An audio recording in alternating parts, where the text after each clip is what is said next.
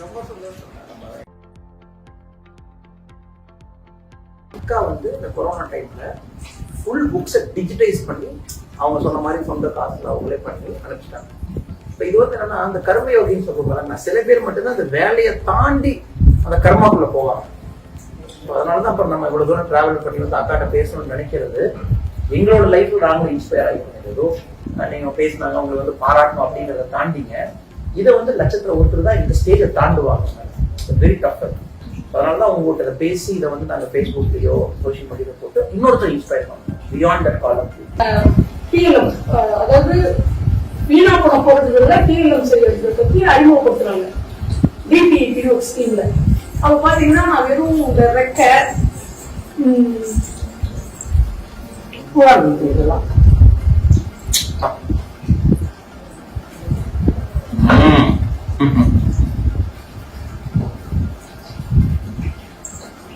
வெறும் ரெக்கை இறகு இருக்கு இல்லையா, இறகு சூரிய வச்சு நான் பண்ணினேன். அப்போ வந்து இப்போ இருக்கிற பள்ளிக்கல்வி இயக்குனர் தான் அப்போ எங்க சிஓ பாலச்சந்தர் சார் தான் ஐஏஎஸ். அப்போ ஸ்ரீவிஸ்வன் சார் தான் கல்வி அமைச்சர். இவங்க வந்து என்ன ரொம்ப மோட்டிவேட் பண்ணாங்க. சார் எனக்கு சொன்னது வந்து சிசி கவிதான ஒரு பிஆர்டியும் என் சித்ரான ஒரு பிஆர்டினா என்ன கண்டுபிடிச்சு கொண்டு போய் சிஓட ஒப்படைக்கிறாங்க. இந்த மாதிரி இந்த டீச்சர் வந்து இணையவெட்டியா நிறைய செய்யறாங்க. அதை உடனே சிஓ வந்து அங்கீகாரம் பண்ணி குடியரசு தின விழாவில் என்னை வந்து கூப்பிட்டு பிரைஸ் பண்றாங்க. அதுதான் ஒன்றுமே செய்யணும். நம்ம சும்மா நம்மளால செஞ்சு செய்யணும். அப்போ நல்லா செஞ்சா எப்படி இருக்கும் அந்த மோட்டிவேஷன் தான் நான் மேல வளர்ந்தாங்க. பட் உங்களுக்கு லைஃப் லாங்கா இந்த கியூரியாசிட்டிங்கிறது இருக்கு. டீச்சிங்குள்ள கொண்டு வந்து இது ஒன் ஆஃபா நீங்க பண்ணல. கொரோனாக்காக நீங்க டிஜிட்டலைஸ் பண்ணணும். லைஃப் லாங்கா ஆமா டீச்சிங்ல இன்னோவேஷன் கண்டினியூஸா வருது. அந்த கொரோனா பீரியட்ல என்ன பண்ணாங்க, ஒரு காலகட்டம் டிஎல்எம் நிறைய செய்யறேன். 6th to 10th ஸ்டாண்டர்ட் வரைக்கும் பாட சம்பந்தமா டிஎல்எம் செய்யணும். கட்டண கல்விக்குள்ள செஞ்சேன். அதுக்கப்புறம் என்ன பண்ணா கோவிட் போய் ஒர்க் பண்ண எல்லாருக்கும் அரிசி வாங்கி கொடுக்குறது, டொனேஷன் கேட்டது. இருளர் திறமை ரொம்ப பாதிச்சிருந்தாங்க. அவங்களுக்கு உப்பு கேட்டாங்க. இது மாதிரி ஒவ்வொருத்தருக்கு டொனேஷன் வாங்கி கொண்டு போய் கொடுக்கறது. 2 வீலர் நல்லா ஓட்டுவார்.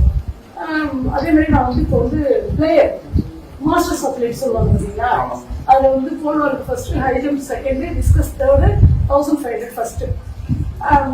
அதனால ஷார்ட்ஸ் இது பேண்ட் பனியன் போடுறதுக்கு அச்சப்பட மாட்டேன்றதுக்காக சொல்றேன். போட்டோம்னா போட்ட போதுக்கு எவ்வளவு தூரம்னாலும் வண்டியில போவேன். வண்டியில போய் அவங்களுக்கு என்ன வேணுமோ அதை கொடுத்துட்டு திரும்பி வருவேன். அது முடிச்சேன். அது முடிச்சுட்டு சும்மா இருக்க முடியல. அவங்க வீட்டுக்கு தொட்டிகள் போட்டேன் நானே. செடி தொட்டிகள்லாம் நானே போட்டேன். அதுக்கப்புறம் யோசிச்சேன், ஐயோ பசங்க வீணா வராங்களே, பசங்களை நம்ம கிட்ட போகவே முடியலையே அப்படின்னு சொல்லிட்டு படம் பாட்டுலாம் சொல்ல முடியல. அது யோசித்தேன். அதுக்கு ஒரு 20,000 ஆகும்னு சொன்னாங்க. வெறும் செய்யலுக்கு மட்டுமே. ஐயோ செய்யலுக்கே 20,000 ஆச்சுன்னா அப்புறம் பாடத்துக்கு எவ்வளோ ஆகும் அப்படின்னு சொல்லிட்டு அப்போ யோசிச்சேன். சரி மீடியா ஆர்கனைசேஷன் பண்ணலாம் அப்படின்னு சொல்லிட்டு ஒரு பையனை கூப்பிட்டு கேட்டாலும் செய்தி தர சொன்னான். ஒரு 40,000 ஆச்சு. எனக்கு 5 பேர் ஒர்க் பண்ணாங்க. பையன் 4, இன்னொரு 3 பேர் ஒர்க் பண்ணுவாங்க. அதுக்கப்புறம் பென்ட்ரைவ் வாங்க. எனக்கு வந்து கம்மி பசங்க 27 ஸ்டூடெண்ட்ஸ் தான். ஆனால் அந்த கம்மி பசங்களுக்கு ரொம்ப இன்டீரியர் நாங்கள் சேர்க்கணும். ஒரே ஒரு பஸ் தான் போகும், ரொம்ப இன்டீரியர். அப்போ அந்த பசங்களுக்கு வந்து நம்ம எதனா செய்யணும். ஏன்னா எல்லாருமே கல்லூரிக்கு தொழிலாளியோட குழந்தைங்க, பணக்கார பசங்க கிடையாது, படிச்சாலும் ஜீவனம் அப்படின்ற மாதிரி இருக்கும். அதனால நான் என்ன யோசிச்சேன்னா, சரி பண்ணிட்டோம். ஒரு பென்ட்ரைவ் கொடுத்தா என்ன பண்றது, மாசம் 90,000 உட்காந்து சம்பளம் வாங்குறோம், பசங்களுக்கு ஒரு 40,000 செலவு பண்றது என்ன அப்படின்னு யோசிச்சு இண்டிவிஜுவலா ஒரு பென்ட்ரைவ் வாங்கி 30 பென்ட்ரைவ் வாங்கி அந்த 30 பென்ட்ரைவ்ல ஏற்றி பசங்களுக்கு கொண்டு போய் 40,000 கையில நீங்க போட்டீங்க. ஏன் காசா சார்? ஏன் எங்க அப்பா 90,000 கொடுத்ததுல மாசம் சம்பளம் எனக்கு கவர்மெண்ட். நீங்க தான் எப்படி யோசிக்கிறீங்க? எவ்வளவு டீச்சர் எப்படி யோசிக்கிறாங்க? நீங்க தான் அப்படி சொல்றீங்க. இல்ல சார், என் பசங்க நல்லா செட்டில்டு சார். என் பையன் இன்ஜினியரு, என் மருமக இன்ஜினியரு, என் மகள் வந்து கோயம்புத்தூர் இதெல்லாம் படிச்சான். ஆமா படிச்சா. அவன் பேங்க் ஆஃப் பரோடால அக்ரி ஆஃபீஸர் குஜராத்ல இருக்கா. மருமகனும் ஏன் பண்றாரு. நமக்கு குடும்பம் கிடையாது. நான் வந்து என் பசங்களை வந்து நான் மனசார என் பசங்கன்னு சொல்றது வந்து ஸ்கூல் பிள்ளைங்க தான். என் பசங்க என் பிள்ளைங்க நான் பெற்றவங்க வந்து தமிழ் பக்கம் தான் சொல்லுவேன். ஏன்னா எனக்கு ஜீவனம் வந்து எங்க பிள்ளைங்க தான், எங்க ஸ்கூல் பிள்ளைங்க தான். ஏன் நான் பெற்றது வந்து காலேஜ் பிள்ளைங்க குட்ட பண்றவங்க போயிடுவாங்க. ஆனா கவர்மெண்ட் பசங்க என்னன்னு வராங்க. ஸோ இது வந்து எனக்கு 29 வருஷமா இருக்கிற தாட். இப்ப திடீர்லாம் வந்தா செய்ய முடியாது. ஒரு நாளைக்கு சாயம் வெளுத்துரும், நீல சாயம் வெளுத்து போச்சுன்னு சொல்ற மாதிரி சாயம் வெளுத்துரும். அது பேசிக்கா இருந்தாதான் வரும் உள்ள இருந்து வரும். ஆமா, அடி வயிற்றுல இருந்து ஒரு எனக்கு என் பசங்க கீழே வந்துட்டாவே என் வயிற்று பிடிச்சதான் சாகிற மாதிரி இருக்கும். உடனே தூக்கிடும் நாமும் போவேன். அதுக்கப்புறம் போய் ஹெச்எம் எக்ஸ்கியூஸ் கேட்பேன், சார் சொல்லாத போயிட்ட மன்னிச்சிங்கன்னு சொல்லிக்குவேன். அந்த மாதிரி என்னுடைய கேரக்டர் அந்த மாதிரி.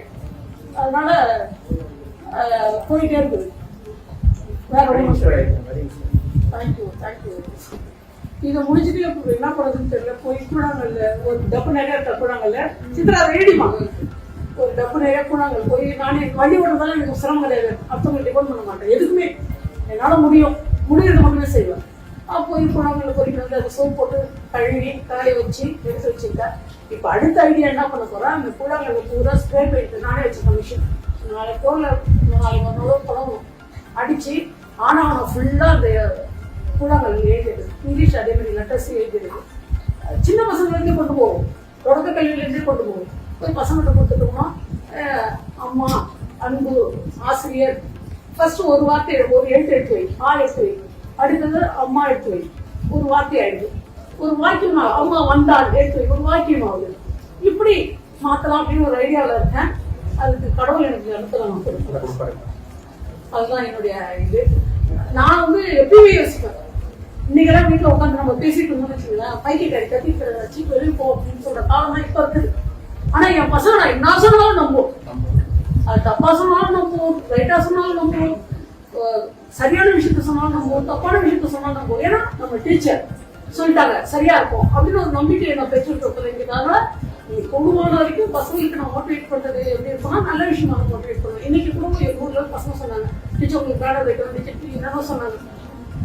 அதெல்லாம் என்னோட தம்பி எவ்வளவு செலவு பண்றீங்களோ கட்ட நோட்டு 2 நோட்டா வாங்கு, ஏன்னா ஸ்கேல் வாங்கு, ஜாமெட்ரி பாக்ஸ் வாங்கு, டீச்சரை பாராட்டுனா என் பிள்ளைங்களுக்கு கொடு.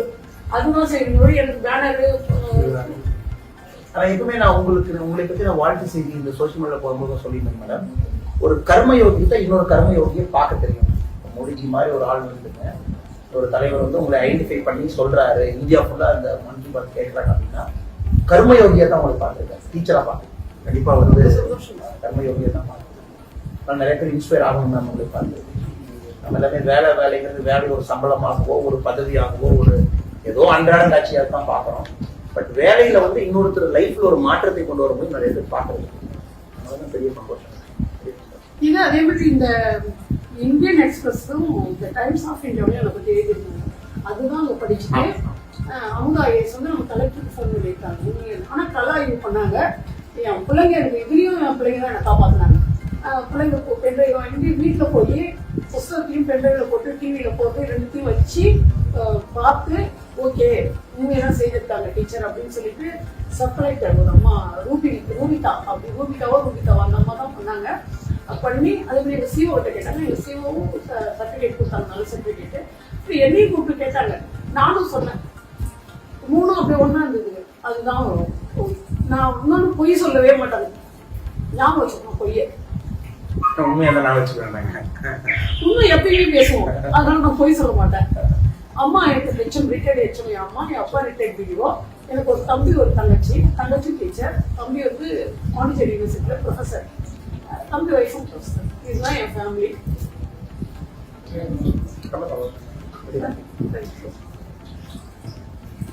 இப்ப நீங்க தனியா தான் இருக்கீங்க, சில்ட்ரன்லாம் வெளியெல்லாம் செட்டில் ஆயிட்டாங்க. ஆமாங்க சார். வரும்போது நம்ம சிவி சண்முகம் அமைச்சர்களுக்கு கிடைச்சாரு. சரி. காஃபி ஷாப்புக்கும் பக்கத்து டேபிள் அவர் இருக்காரு. இந்த மாதிரி உங்க வீட்டுக்கு தான் நான் போறேன். அவரு ரொம்ப சந்தோஷம்.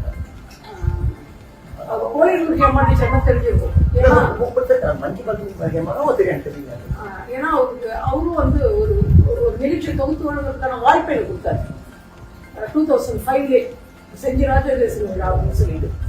எப்பயுமே நான் ஒர்க் பண்ணணும்ன்ற மோட்டிவேஷன் தான் எனக்கு இருக்கும்.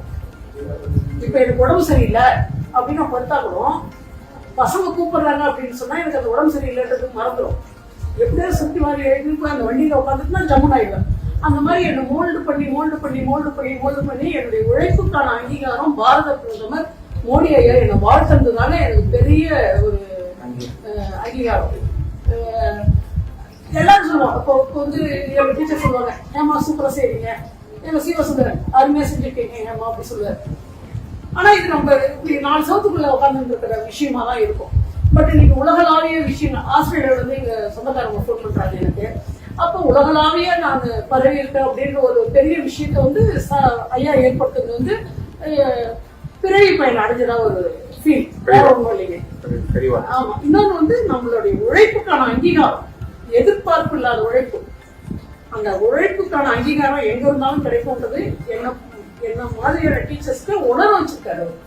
வேற ஒண்ணும் கிடையாது. நான் அதை பெருசா வேற எதுவும் சொல்ல முடியாது. ஒரே வார்த்தையில் சொல்லணும்னா, உழைச்சிங்கன்னா அதுக்கான பலனை உரிய நேரத்துல கிடைக்கலன்னா கூட லேட்டா கிடைக்கும், ஆனா கிடைக்கும், கட்டாயம் கிடைக்கும், மாற்று கருத்து கிடையாது அப்படின்றத உணர வச்ச ஒரு பெரிய ஜாம்பவானா தான் நான் மோடிஜியை பாக்குறேன். உங்களுக்கு ஷாக்கா, சர்ப்ரைஸா, சடனா நீங்க லைவா கேட்டிருக்க மாட்டீங்க லைவா நீங்க வருதுன்னு தெரியும், உங்களுக்கு வருதுன்னு தெரியும், தெரிஞ்சிச்சு. ஏன்னா கலாய்வு பண்றாங்கல்ல, அப்பே தெரிஞ்சிச்சு. தெரியல, ஒரு டென்ஷன், நல்லது செய்ய போய் நமக்கு எப்படி ஒரு பிரச்சனையா, நம்ம தப்பா செய்துட்டோம், அப்புறம் ஒரு பக்கம் சிச்சி நம்ம கரெக்டா செய்திருக்கோம், நம்ம ஏன் பயப்படணும் அப்படின்னு ஒரு பக்கம் இருந்தது. அதுக்கப்புறம் டெல்லியில இருந்து எனக்கு பேட்டி எடுத்து சொன்னாங்க. அப்போ டிடி ரிப்போர்ட்டர் சுரேஷ் வந்துதான் எனக்கு தெரியும் டெல்லியில இருந்து பண்ணிட்டாங்க அப்படின்னு சொல்லிட்டு, ஏதோ அவார்டு கொடுக்க போறாங்கன்னு தான் நான் நினைச்சேன். சரி, ஒரு சின்னதா ஒரு கையெழுத்து போட்டு ஒரு கால் லெட்டர் மாதிரி கொடுப்பாரு, okay fine, fantastic teacher, good job அப்படின்னு சொல்லுவாரு, அப்படிதான் நான் நினைச்சேன். அதுக்கு அடுத்த நாள் வந்து உங்களுக்கு மன் கி பாத்ல பேசுறாங்க அப்படின்னா நான் யாருக்குமே சொல்ல, எங்க அப்பா அம்மா மட்டும் சொன்னேன். ஏன்னா என்ன உலகத்துக்கு அறிமுகப்படுத்துறவங்க அவங்க, அதனால அவங்க தான் ஃபர்ஸ்ட் எனக்கு எல்லாமே. அதனால அவங்க கிட்ட மட்டும் சொன்னேன். வந்ததுக்கு அப்புறம் எல்லாத்தையும் சொல்லிக்கலாம், நான் பெத்த பிள்ளைங்க கூட சொல்லல, என் அப்பா அம்மா என்ன உலகத்துக்கு அறிமுகப்படுத்துறவங்க அவங்க கிட்ட மட்டும் சொன்னேன். அதுக்கப்புறம் வந்ததுக்கு அப்புறம் ஒரே விஷயம், எல்லாரும் வந்தாங்களா, ஒரு நாள்ல இவ்வளவு பேர் ஏற்கனவே என்ன புரிய முடியாதுன்னு சமுதாயம் பேசிக்கணும். நான் பேசுறேன், எங்களுக்கு ஒரு பயம், நாம தேவையில்லாம நிறைய உங்களுக்கு போன் கால் நிறைய பேர் வருவாங்க, நாமளும் வந்து உங்களுக்கு தொந்தரவு பண்ண. அப்படி எல்லாருக்கும் எனக்கு தெரியும் வச்சுக்கோங்க. நான் எதுக்கும் அச்சப்பட மாட்டேன். அச்சம் என்பது என்கிட்ட இருக்கவே இருக்காது. ஏன்னா தப்பு பண்றவங்களுக்கு மட்டுமே அச்சம், பயம் இதெல்லாம் இருக்கும். நான் மிடுக்காதான் இருப்பேன். அந்த மிடுக்குக்கு மெருகேற்றிட்டாரு மோடி ஐயா, அதுதான் சொல்ல முடியும். என்னுடைய மிடுக்குக்கு மெருகேற்றிருக்கிறாரு. நான் இப்படிதான் அப்படிங்கிற இந்த வயசுல நான் ஓடுறேன், எல்லாமே பண்ணுவாங்க. முடிஞ்ச வரைக்கும் சர்வீஸ் பண்றதுக்கு நான் ரெடியா தான் இருப்பேன். என்னால முடியாதுன்னு சொல்லவே முடியாது. எங்க பசங்க சொல்லுவாங்க, போய் 1500 பிள்ளைங்க இருக்கு, ஒரு பிள்ளைக்கும் பரோட்டா வேணும்னு கேட்பாங்க. நம்ம பரோட்டா கொடுக்க எல்லாருக்கும் ஒன்னா கொடுக்க முடியாதுடா. 10 நாள் 10 நாள் 1700 பிள்ளைக்கும் பரோட்டா வாங்கி கொடுத்தேன், 1700 பிள்ளைக்கும் பிரியாணி வாங்கி கொடுத்தேன். நானே வெட்டுவேன். அப்படிங்களா? பசங்களுக்கு நானே முடி வெட்டி விட்டுருவேன். நம்ம நோக்கமே வந்துங்க, இந்த ஹேமலதா மேடத்தை உலகம் பார்க்கணும். உலகம் வந்து மோடி ஐயா சொன்னாங்க, 4 நிமிஷம் சொன்னாங்க அப்படிங்கறதோட எங்க நோக்கம் வந்து இந்த ஹேமலதா மேடத்தை உலகம் ஃபுல்லா திரும்ப கொண்டு போகணும் அப்படிங்கறது ரொம்ப சந்தோஷம். இப்ப நெக்ஸ்ட் என்ன மேடம்? நெக்ஸ்ட் என்ன? நெக்ஸ்ட் அடுத்து என்ன பாக்குறீங்க? அடுத்து இனிமேதான் யோசிக்கணும். இது வந்து இப்படி போயிடுச்சு, இப்படி போயிடுச்சு. அதோட நான் எவரெஸ்ட் போகணும்னு நினைக்கிறேன். இப்போ எவரெஸ்ட் சிகரத்தோட அடியில இருக்க, இப்ப நான் சிகரத்துக்கு ஏறணும்னு நினைக்கிறதுக்கு கொஞ்சம் யோசிப்பேன். ஆனா செய்வேன். அதாவது ஒரு வருஷம் இன்னோவேட்டிவ் டீச்சர்ஸ் அவார்டு தான் என்னை வந்து மோட்டிவேட் பண்ணிச்சு. இந்த ஆண்டு நல்லாசிரியர் எழுதுவாங்க, மாநில அரசு எழுதுவாங்க. இதோட நிறுத்தக்கூடாது, டீச்சர் நல்லாசிரியர் எழுதுவாங்க, உழைச்சாலே நீ யாரும் பேசக்கூடாதுன்றதால தான் இந்த கொரோனா காலத்துல 50 years கிராஸ் பண்ணாலும் நம்ம போகணும்னு சொல்லிட்டு போனது. அதுக்கான அங்கீகாரம் இப்ப கிடைச்சிருக்குது. இப்ப இதை விட இன்னும் நல்லா பண்ணணும் அப்படின்னு இப்போ ஒரு நினைச்சுட்டு நான் பண்ணுவேன். டிஜிட்டல்ல பண்ண மாட்டேன். வேற சீன் பண்றீங்க? ஆமா, டிஜிட்டல்ல பண்ண ஒரு நாளைக்கு அது ஸ்தம்பித்து போயிடும். இது ஒரு தண்ணியில போட கூட அப்படியே கிடக்கும்.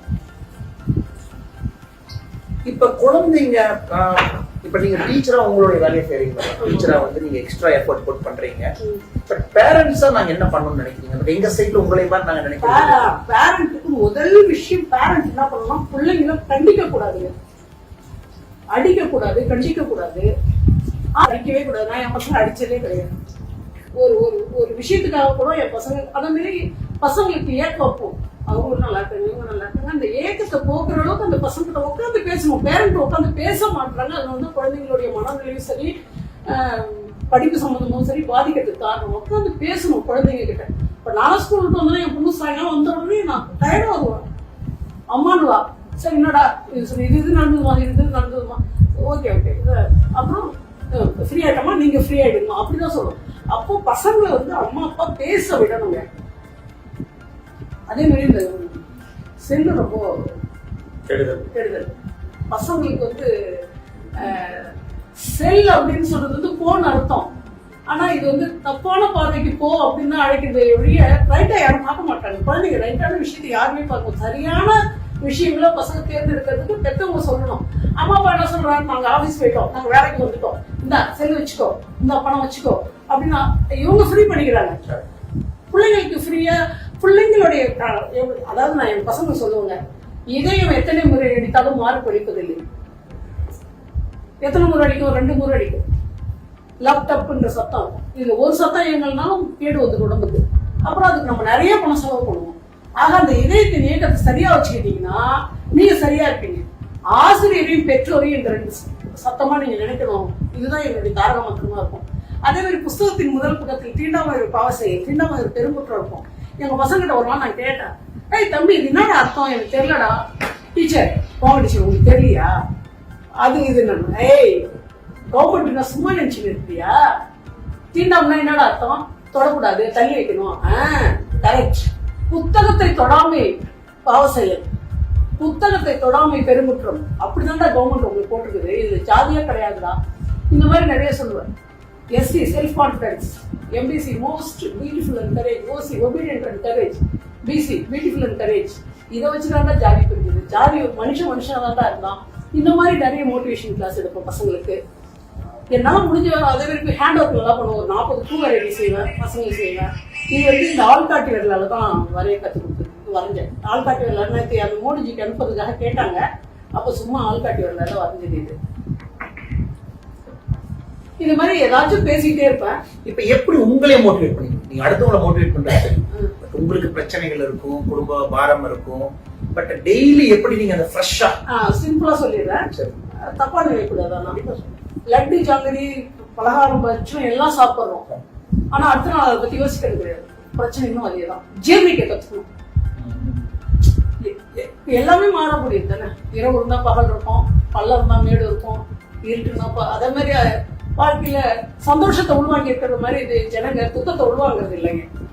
சந்தோஷத்தை மட்டும்தான் ஐயோ ஊன்றாங்க. ஒரு கஷ்டம் வந்துச்சுன்னா சந்தோஷப்படக்குள்ள வெளியே சொல்ல மாட்டாங்க. ஒரு கஷ்டம் வந்துச்சுன்னா நான் அப்படி இவ்வளவு கஷ்டப்படுறேன், என் புருஷன் என் பிள்ளை இப்படி பண்ணுது அப்படி சொல்லுவாங்க. சந்தோஷத்தை எந்த அளவு நீ உள்வாங்கி தெரியும், அதே அளவு துக்கத்தையும் உள்வாங்க. அப்ப நான் ஆயிடுவேன். அதே தான் நான் சந்தோஷத்தை மட்டுமே நான் ஏத்துக்க மாட்டேன், துக்கத்தை தான் அதிகமா நேசிப்பேன். அப்பதான் நம்ம இன்னொரு ஒரு விஷயம் நான் நினைப்பேன், அடிக்கடி வாழ்க்கையில நினைக்கிற ஒரு விஷயம், நம்மள அவமானப்படுத்துறாங்கன்னு வச்சுக்கோங்களேன். அந்த அவமானப்படுத்துறத பார்த்து நான் ஒருபொழுதும் கஷ்டப்பட்டதே கிடையாது, சண்டை போட்டது கிடையாது. அவங்க பார்த்து கையெடுத்து கும்பிடுவாங்க, வணக்கம், ரொம்ப சந்தோஷங்க, உங்களுடைய அவமானம் என்னுள் வைராகியத்தை விளைகிறது, இதுக்கு மேல நான் வளரணுன்றது உங்களுடைய அவமானங்க அப்படின்னு அப்படிதான் சொல்லி கையெடுத்து கும்பிடுவேன். பசங்களுக்கு அதான் சொல்லுவேன், வைராகியம் வளர்க்கிற அவமானத்திற்கு நன்றி சொல்லு. என் பையனை கூப்பிட்டு சொல்லுவேன், உன்னை திட்டணும்னு நினைக்காதடா, நீ பதில் எப்படி சொல்லணும், என்னை திட்டினீங்கல்ல தமிழம்மா, நான் இன்னைக்கு இப்படி இருக்கேன் அப்படி இருக்கணும்டா, நீ திட்டா நான் இப்படி ஆயிட்டேன் அப்படி சொல்லவே கூடாதுடா அப்படிதான் சொல்லுவேன். அந்த மாதிரிதான் என்னன்னா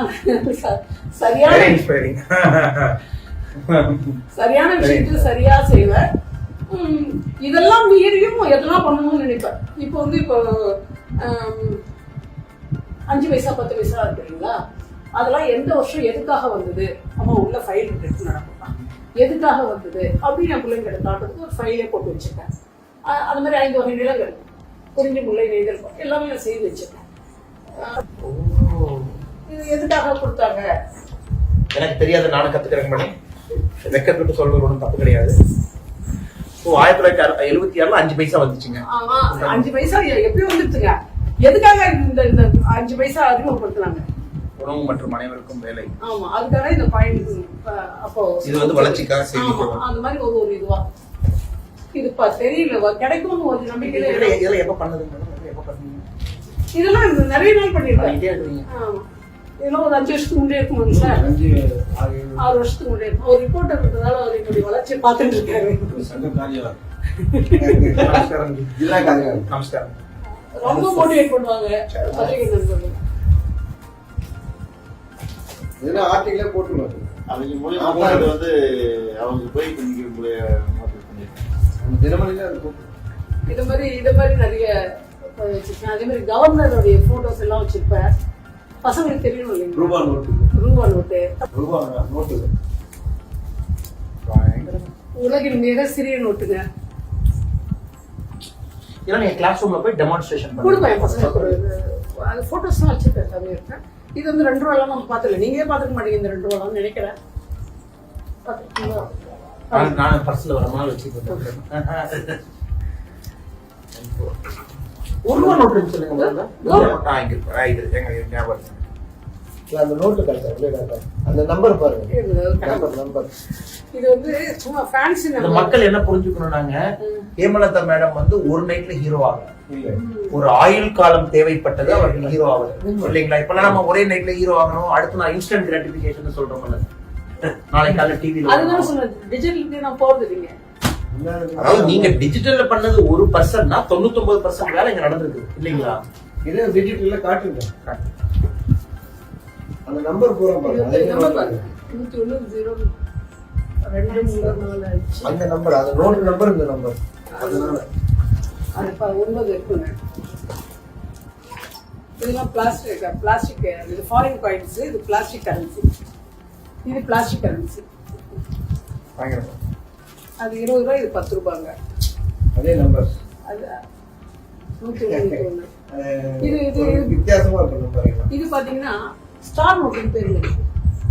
அதாவது தற்கொலை எப்படி நம்ம படிக்க கூடாதுன்னு சட்டம் இருக்குதோ அது மாதிரி நோட்டை கீழ்ச்சி போடக்கூடாதுன்னு சட்டம். ரிப்பீட்டட் நோட்டு, ரெட்டை குழந்தை மாதிரி 2 நோட்டு உடனே அடிக்கக்குள்ள 2 குழந்தை. Star note. ஆமா, அதுக்கு என்ன பண்ணுவாங்க, 2வது நோட்டை ஒரே ஒரு எண்ணெய் எடுத்துருவாங்க, இன்னொரு நோட்டு 2 வந்துருச்சு இல்லைங்களா, அதுக்கு முன்னாடி ஸ்டார் போட்டு எண் போட்டு அதுக்கு ஒரு கட்டு அடிச்சுடுவாங்க. அந்த மாதிரி ஸ்டார் நோட்டு பேரு இருக்கு. பயங்கரமா இது 10 ரூபாய் பார்க்காத பசங்க. டைனோசர் முட்டை பார்த்த மாதிரி இருக்குமா? இது 500 ரூபாய். 1000 ரூபாய் கிடைக்கலன்னா அதையும் வச்சிருக்கேன். அவ்வளவுதான். இது மாதிரி ஒரு ஒரு ஒரு ஒரு இந்த பொம்மைகள் எல்லாத்தையும் வச்சு ஓகே மேடம்.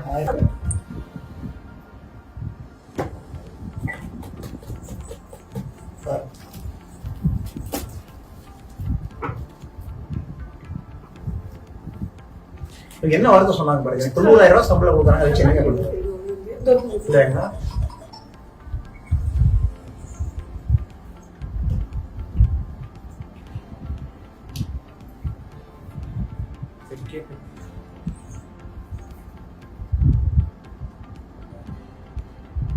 இந்த மாதிரி தான் சார் எடுத்துட்டு போவாங்க. கண்ணு தெரியாதவங்க. நீங்க தானே அது? ஆமா, நான் தான் அது. கொரோனா காலத்துல? ஆமாங்க சார். உணவுல ஆமாங்க சார். எவ்வளவு பத்தி கொடுத்தீங்க? கொஞ்சம் நானே கொடுத்தோம் சார்.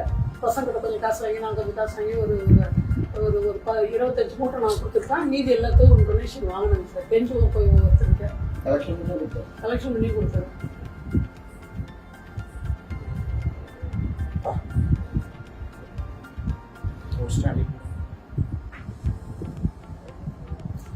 திடீர்னு அதுக்காக ஒரு பிடிஎஃப் போட்டு வச்சுக்கிட்டேன். திடீர்னுலாம் வந்தாக்கா அதான் சாய் வெளுத்துருன்னு சொல்லி பார்த்தீங்களா, அது சாய் வெளுத்துரும். அதனால தொடர்ந்து வேலை பார்க்குறவங்க மலைக்கு முளைச்ச காலாமரை. ஆமாங்க.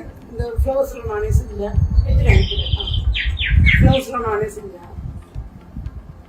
இது போலீஸ்காரங்களுக்குலாம் கூல் ட்ரிங்க்ஸ் கொடுத்தது.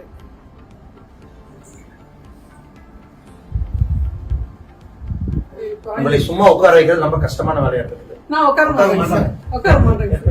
எங்க குழந்தை, எங்க ஸ்கூல் பிள்ளைங்களுக்கு ஏதாவது எம்ஐ பீரியட் அப்படிலாம் இருக்கும் இல்லைங்களா, அப்போ கூப்பிட்டு உட்கார வச்சு அதுவும் பாருங்க தொடர்பு குச்சி வேஸ்டேஜ் தான், எல்லாமே வேஸ்டேஜ் தான்.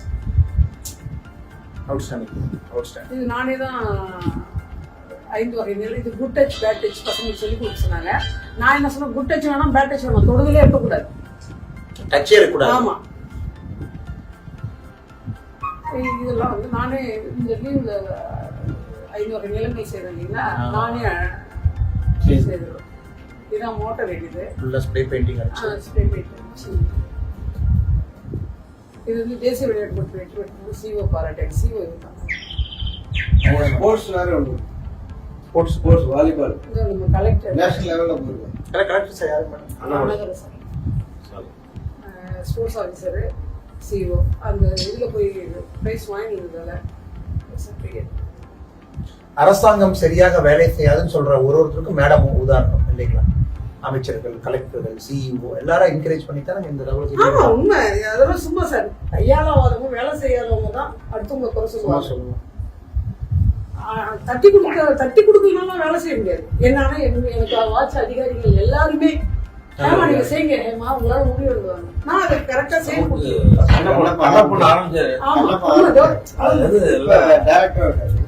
சார் இப்போ கண்ணப்பன் சார் வந்து கலெக்டரா இருக்காருங்க.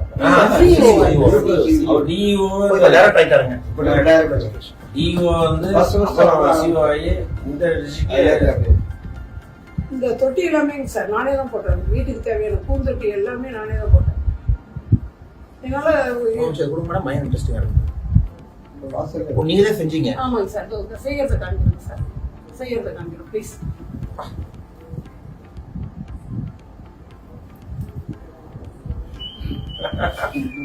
வேற லெவல் இருக்கீங்க. இங்க பாத்தீங்களா, நாம் வேற யாரோ ஒரு கேம்ல தான் மேடம் பாக்கணும்னா வேற யாரோ ஒருத்தரை பார்த்துட்டு இருக்கோம்.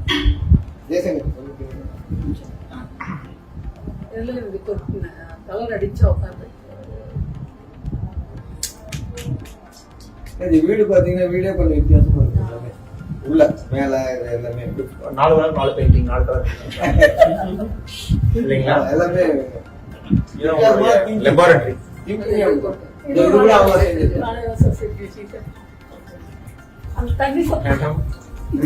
மோடிஜிக்கு இது தெரிஞ்சதுன்னா எல்லா மக்கள் பத்தி உங்களை பத்தி தான் பேசுவாங்க ஒரு வாரம் இல்லைங்களா? இல்ல இந்த தண்ணி சத்தம் கேட்டதெல்லாம் அதனால செஞ்சிருங்க. You're very inspired, madam. Thank you. இதெல்லாம் very humbled. அந்த நத்தியில மீட் ஓபன் செய்துன்னு சொன்னேன் இல்லைங்களா? இதெல்லாம் தான் இதோட பேட்டியா வந்து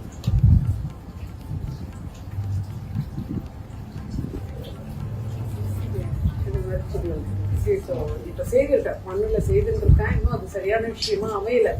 அது எப்பவுமே அதுக்குள்ளே இந்த கலாட்டா வந்ததால என்னால பண்ண முடியலங்க. போன்சாய் ட்ரீஸ் நல்லா வளர்ப்பேன். இந்த பூச்செடி எல்லாமே என் தோட்டம் தான். எல்லாமே இதெல்லாம் என் தோட்டம் தான். மேல இதெல்லாமே என் தோட்டம் தான்.